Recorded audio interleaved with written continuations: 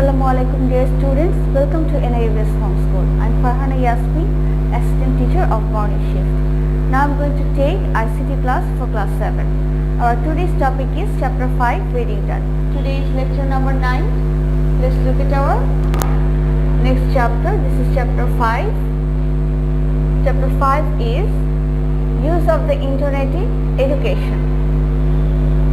So you can see some students' photos are given here. They are using the computer for education. Let's look at the goals of this chapter. After completing this chapter, we will be able to, number 1, analyze the importance of the internet in education. Number 2, use the internet in education. And number 3, search education related information by using web browsers. Okay, let's look at the next page. This chapter starts with lesson 55. This is the internet in education. So some stories are given here, some incidences. So let's look at the first one.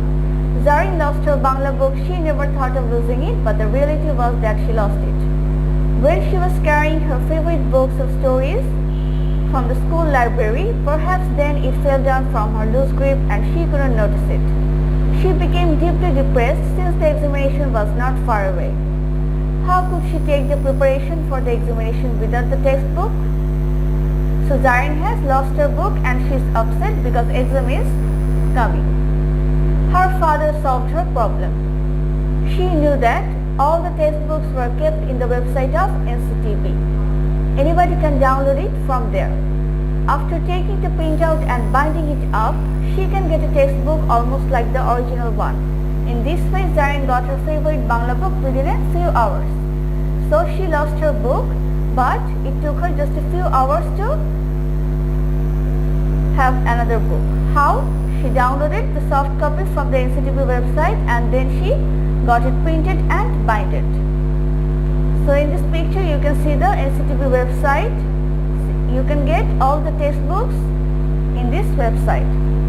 Any textbook can be downloaded from NCTB website. The address is www.nctv.gov.bd. Let's look at the next story.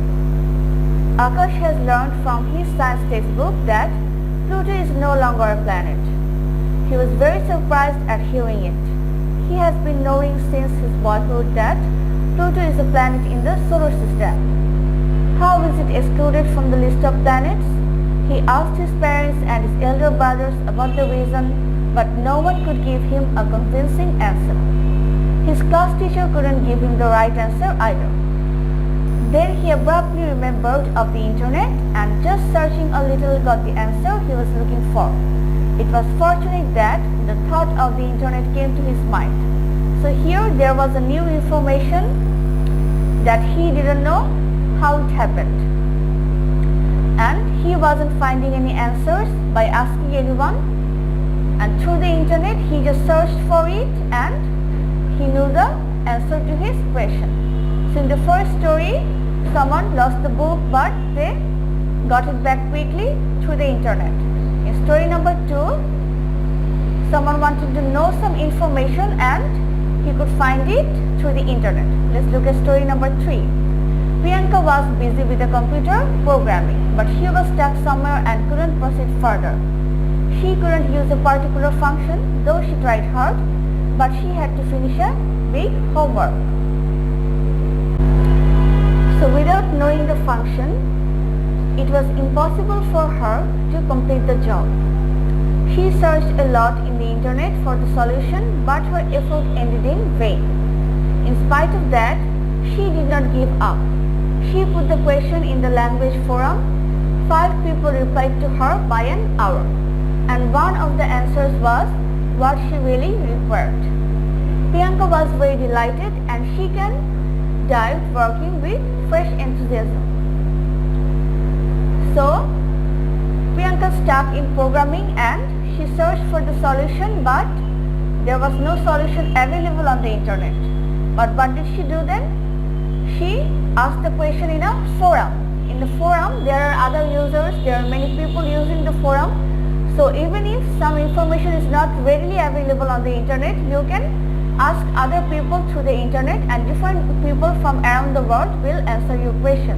In this way you can get your solution through the internet as well.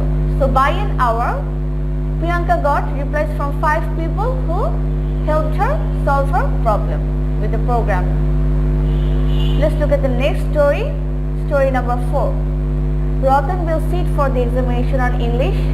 He has been reading this subject for a long time but cannot understand whether his preparation was enough or not. He sought advice from a friend who told him, "You had better sit for an online test to assess how much you have learned." "Is there any system of online test?" Ratan asked in surprise. "Of course there is," his friend replied. So, he wants to sit for an examination but he doesn't have enough preparation. So he is asking a friend, and his friend told him to take an online test to assess his preparation. So then Ratan visited a website in the internet and saw in great surprise that there was a system of sitting for test. He appeared at a test very enthusiastically and discovered that his preparation was good enough. As the online test has an additional advantage that the answers of the questions answered incorrectly will be shown on the screen. So you can also take exam preparations and have a self-test through the internet. Let's look at the next story. Shukla teaches fiber optics in a university. As she is younger, she lacks wide experience. She always thinks if she had acquaintance with an experienced teacher, she would have learned how to teach the course more effectively by sharing knowledge with them. So, she is studying fiber optics in a university, but she is young and she doesn't have much experience. So, she is thinking that if she knew an experienced teacher, she could learn more. Okay? So one day while browsing the internet, she luckily got the lecture notes of the full course that she teaches. An efficient professor of a renowned university prepared the lecture. So she is a new young teacher and she is taking help from another teacher's lectures to prepare her own lecture. She instantly downloaded the courses and arranged her lecture in an organized way. And next day she went to attend her class with more confidence. Let's look at the next story. Rajiv obtained a master's degree in physics, but he felt a bit dejected for not having any course in astrophysics in his university. He had long cherished desire to study the course. One day he came to know that a renowned professor of a famous university was going to run an online course in astrophysics. He learned that he might take the course, submit the homework and sit for the examination. Rajiv instantly registered his name and started reading astrophysics. So, he is a student who was studying physics in his master's course, but he didn't have any specific course in astrophysics in his university, but he wanted to learn this. So he found an online course from a famous university, and in that course he can submit homeworks and sit for examination as well.